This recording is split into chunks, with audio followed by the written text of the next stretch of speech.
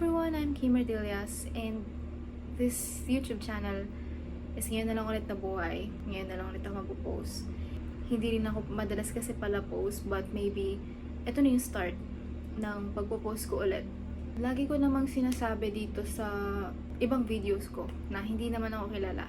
Pero this YouTube channel, gusto ko maging memories ko siya. Kasi sa mga hindi po nakakaalam, my mother just passed away last month. And kagabi, nanonood ako ng mga videos ko, yung mga lumang vlogs ko, and nakikita ko si mama doon. So sabi ko sa sarili ko, sana nag-vlog na ako dati pa. Nag-vlog ako ng marami kahit walang nanonood. Basta nandun si mama. Sabi ko kung tinuloy ko yun, sana may napapanood ako, may nababalikan akong memories with her. So this video is for mama. And nandito ako sa kwarto niya. Kwarto niya to, kwarto nila ni Papa. And kaya ganyan yung itsura kasi nung time na nasa hospital siya, gusto niyang ipaayos to. Papaayos talaga dapat to. May kisame na, kukulaya ng puti. Kasi gusto niya aesthetic and modern na. Kaya lang, hindi niya nanabutan. Hindi na natapos ni Papa. Sabi niya ayaw niya na ituloy kasi wala naman si Mama. But looking forward na maayos din to. So, etong video na to is gusto kong gawin ulit. Gusto kong mag-video ulit kasi ito yung gusto ni Mama. Bago siya mawala, lagi niya sinasabi sa akin na pagpatuloy mo yung pag-vlog, pagpatuloy mo yung pagkanta kasi pag nakapapanood niya daw ako, nagiging okay siya, nagiging masaya siya. And nakakalungkot lang kasi hindi ko na magagawa yun kasi hindi niya na mapapanood yun. Pero naniniwala ko na nakikita niya yun sa taas kasi alam ko nasa heaven na siya. 1 month pa lang, wala si Mama. Pero gusto kong gawin yung mga gusto niya para sa akin. Para kahit papano, kahit wala na siya, matutupad ko pa rin yun para sa kanya. So ngayon, gusto ko lang ikwento yung naging journey namin nung bago mawala si Mama. Nasa hospital siya for 3 months and hanggang sa mawala siya. So, story time. Nung March 1, nag-decide kami magkakapatid na mag-bonding ng kami magkakapatid. Kasi laging sinasabi ni Mama na i-enjoy niyo yung buhay niyo. Mag-enjoy kayo, umalis kayo, gumala kayo magkakapatid. Makita ko lang kayo na nagbabonding, masaya na siya. So, ginawa namin, pumunta kami ng Ayala for a tournament sa Brickyard. Kasi nagtatamiya yung mga kapatid ko tsaka yung boyfriend ko and yung brother-in-law. So, pumunta kami noon March 1. Then after the tournament, pag-uwi namin sa bahay, hindi na kaya ni Mama yung mga nangyayari sa kanya, yung mga masasakit sa kanya. So, pag-uwi namin, we decided na dalhin siya sa heart center. Kasi ang main cause ng manas niya is yung sa heart niya. Hindi nagpa-function ng maayos. So, yun. Pag-uwi namin galing sa tournament, kami ni Bobby, yung boyfriend ko, sinamahan namin si Mama at si Papa sa hospital. Ang time na yun, gabi na, inabot kami ng madaling araw. Dinrain lang yung manas niya kasi ang dami. And nakauwi pa siya. Nakauwi pa kami. Naging okay siya ng saglitan lang. But after that, sumakit ulit. Minanas siya ulit. Bumalik ulit yung mga tubig sa katawan niya. And bumalik ulit kami sa heart center. Sinabi nga sa kanya ng mga doktor na hindi mawawala yung manas. Babalik at babalik lang yan kapag hindi na-operahan yung puso niya. So, si Mama nag-decide na magpa-opera sa puso. Pero 10 years ago kasi, dapat operahan na siya pero wala siyang lakas ng loob kaya hindi niya tinuloy. So, ngayong current year, 2025, malala na yung sakit niya, malala na yung sa puso niya. But, she decided to, yun nga, magpa-opera. Lumakas yung loob niya kasi sa hospital na yun, nakikita niya na yung mga may sakit, yung inooperahan, mabilis na nakakapag-recover. So, yun yung naging motivation niya para magpa-opera. sobra yung dedikasyon ni mama na gumaling. Kasi nga, lagi niya sinasabi sa amin na ayaw niya pa mawala kasi andito pa kami, nag-aaral pa ako, mag-aaral pa yung bunso kong kapatid at gusto niya makagraduate kami. Tumating na yung operation day. Syempre, kinakabahan kami lahat. And nasa ICU siya. And tumatawag yung mga doktor na critical nga daw si mama. And syempre kami nung time na yon, iyak talaga kami kasi hindi kami ready. So, kinabahan kami kasi critical eh. Pag narinig mong critical, kakabahan ka talaga, mawawalan ka ng pag-asa. Pero, sa awa ng Diyos, nakapag-recover siya. Dumating na yung araw na binaba siya ulit sa ward para mag-recover. Hanggang sa nag-birthday si Papa at si Mama kasi halos magkalapit lang yung birthday nila. April 10 si Papa, April 15 si Mama. So yun, nag-birthday pa siya, nag-celebrate kami doon. Hanggang sa yung recovery niya talaga, umabot na sa may schedule na kung kailan siya mag-exercise na maglalakad, tatayo. Kaya kami, hanggang akala talaga namin magiging okay siya. And after her birthday, siguro mga 2 days, 3 days, eto na naman. Naging tulala na naman si mama. Parang wala siya sa sarili niya. Nakatulala siya sa kisame. Nakatulala siya sa malayo. Hanggang sa nakatanggap na lang kami ng tawag na dinala siya sa ICU. Ito na naman kami. Iyak kami kasi ang sabi sa amin, hindi daw gumigising. Ginigising, hindi nagigising. So, ito na naman. Nag-iisip na naman kami. Hindi kami makapag-isip. Ako, yung time na yun, may pasok kami ni Bobby. Hindi ako nakapag-review. Hindi ako nakapag-aral ng maayos. Then, naging okay. Pero nasa ICU siya ulit. Ito na yung pangalawang ICU niya. So, nabisita namin siya sa ICU. Tinubuhan ulit. So, pangalawang tubo na rin sa kanya to. Tinubuhan siya. Hindi namin siya nakakausap kasi may tubo, hindi siya nakakapagsalita.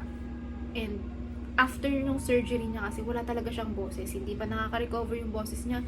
Binalik siya ulit sa ICU.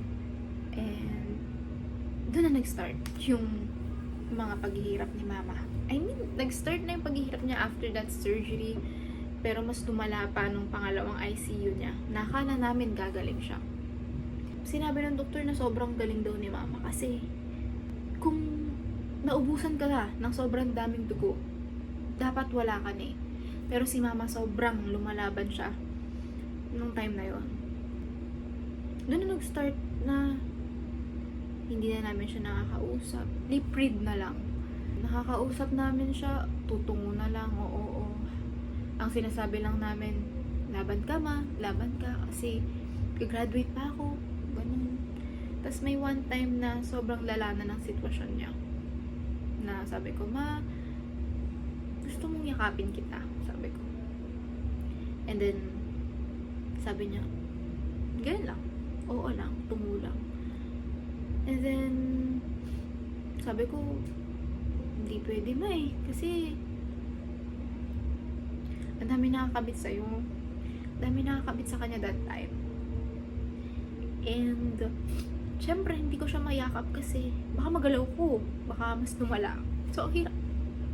Ang dami niyang sugat sa mukha kasi yung tubo, so tinitape dito para hindi magalaw. Hindi na namin siya nakakausap. Kinakantahan ko siya nung time na yun. Sabi ko, ma, laban ka kasi graduate pa ako, graduate pa yung si Bunso. Dumating na yung part na kinatatakutan namin. So, nung time na yun na tumawag si hospital, ready na nga daw. So, pumunta kami lahat. Kami magkakapatid, si Papa. Pumunta kami sa hospital nung time na yun. Hindi pwede umakit lahat. So, si Papa at si Kuya lang. Inausap na rin namin si Papa na i-let go na nga si Mama. Mahirap, pero kailangan kasi kawawa na yung katawan ni Mama. Sobrang daming operations na ginawa. Ang daming pagsali ng dugo, mawawala, babalik. Umakit si Papa nun tsaka si Kuya. And, ayun. binulungan na siya ni Papa na, ma, kung di mo na kaya, gano'n. Something like that na akala ko sa palabas lang. Pero nangyayari pala talaga. Wala nang response si Mama at all. No response, wala nang tungo, wala nang kilay, as in wala na. Pauwi pa kami and tumawag ulit. At ang sabi ay, wala na nga si Mama. So, nung sinabi yun, pumunta ulit kami. Balik kami ulit. And pinayagan na kami umakyat lahat. Kasi wala na si Mama eh. At pag-akit namin, syempre, ang hirap tanggapin kasi sobrang kawawa yung katawan niya, kawawa yung mukha niya, kawawa lahat, sobrang payat ni Mama. So, sinilip na namin siya. Nung turn ko na kasi sabi, dalawa lang. Pagpasok ko, niyakap ko agad siya. Sabi ko, Ma, ito na, niyayakap na kita. Niyayakap na kita, kaya lang, wala ka na. Sabi ko, Ma, di ba ito yung gusto mo? Yakapin kita. So, niyakap ko siya. Sabi ko, mag-graduate pa kami. Ni Bunso. Pero hindi mo na makikita. Kasi, wala ka na eh. Siya yung nagpo-push sa akin, kumanta, mag-vlog. Hanggang ngayon, isang buwan, simula nang wala siya, mahirap pa din. So, buti nandyan yung mga kapatid ko. Lalo na si Papa, si Bobby. May pamilya kong nandyan pa din. I think, ito na yung malaking challenge sa buhay ko. At sa buhay ni Bobby. Kasi, after Mama died, 13 days passed. Nawala din yung mama niya. Nawala din si Tita. So, Tita Gemma, madalas kami din nag-aalaga ni Bobby. And, nawala din. I mean, masakit. Kasi, nung time na nawala si Mama, andyan si Bobby. Comfort niya ako. Andyan siya, parang hindi ko ma-feel na mag-isa ako. But then, nawala din yung kanya. So, hindi namin alam kung paano kasi sabay. Si Mama nawala nung June 2 and si Tita nawala nung June 15. And kung isipin nyo, kung gaano kahirap yung sitwasyon namin dalawa. Kasi pareho namin silang mahal. Pareho kami napamahal sa kanila. Hindi ko alam kung paano ko pa na survive yung ganito. Pero, masaya naman ako na nagiging okay kami paunti-unti. I mean, masaya naman kami. Kahit pa paano, hindi pa kami naka-move on, but we're okay. So, kung isipin nyo, dalawang burol, magkasunod, after ng burol ni Mama, hospital si Tita, burol ni Tita. So, eto na si Mama ngayon, guys. Nasa leg ko na siya. Nasa puso't isipan ko na siya. So, kinremate si Mama and ito na siya. We are hoping na maging okay ang lahat. Sana malayo muna kami sa mga pain. Sana kami naman muna. So, itong video na to will be the start of my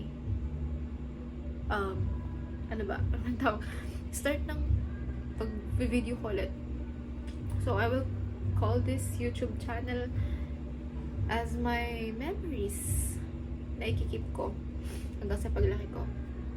Actually, mag-video lang ako ng pagkain. Magno-no brand haul sana ako. Pero siguro susunod na video na yun. After nito, video agad ako. Okay, so that's it. Thank you guys for watching. Kung gusto nyo mag-like, gusto nyo mag-subscribe, do it. Gusto nyo mag-suggest kayo. So, this vlog, these videos, na ipopost ko sa YouTube channel ko is for myself. Para sa sarili ko, para sa memories ko, para sa happiness ko, para kay mama. Thank you guys for watching. See you on the next video. Hey, Manak, kumusta ka na? Ano, napagod ka ba kanina? Salamat na. Marami. Pag kayo magkakapatid, magtulungan ha. Okay lang, nak. Sige, pahinga ka na ha. Huwag magpuyat. Ha? Sige, bye-bye. Love you. Nak, salamat. May pera ka pa ba dyan? Magsabi ka lang ha. Basta anak ha. Magsabi lang ha. Umaya kay mama tsaka kay papa. Love you. Kim, anak. Pumasok ka ba? Nasaan ka ngayon? Kim, anak. Bukas na operasyon ko. Dumalaw na kayo dito mamaya. Sige na, bye-bye. Sabihan mo mga kapatid mo, hindi ako maka-connect sa internet, ha?